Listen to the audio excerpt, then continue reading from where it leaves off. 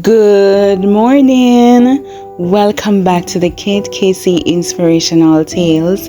I hope today's lesson titled Mistake of Not Praying will inspire someone. I was quickly getting ready because I was racing against the clock.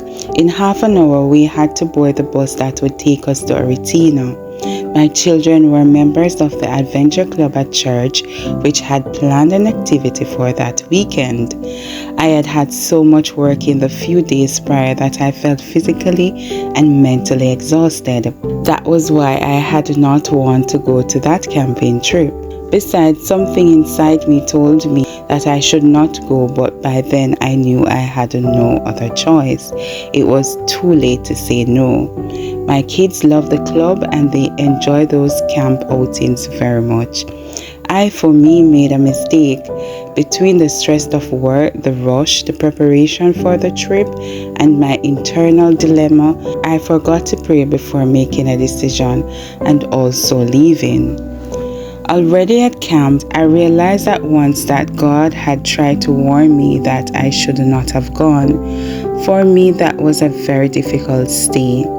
I cried asking God to forgive me, mainly for not having prayed before going to that place where I found so many obstacles that I could not overcome them.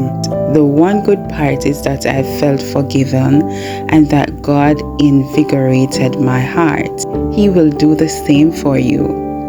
I know that sometimes you have also felt terrible, especially when you realize that you were like an automaton, going through life from here to there without taking the time to build on your relationship with God, seeking Him in prayer. Then you would have inevitably asked yourself, why did I make that mistake? The answer is obvious, because I did not even seek the Lord's approval before I act.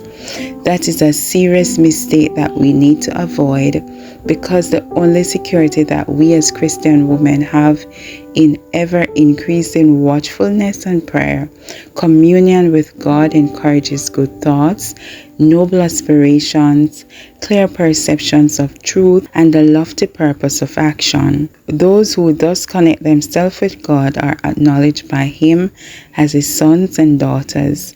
They are constantly reaching higher and still higher, obtaining clearer views of God and of eternity, until the Lord makes them channels of light and wisdom to the world. Today's lesson was inspired from Isaiah 57 verse 15, and it reads, "For thus says the high and lofty one who inhabits eternity, whose name is holy.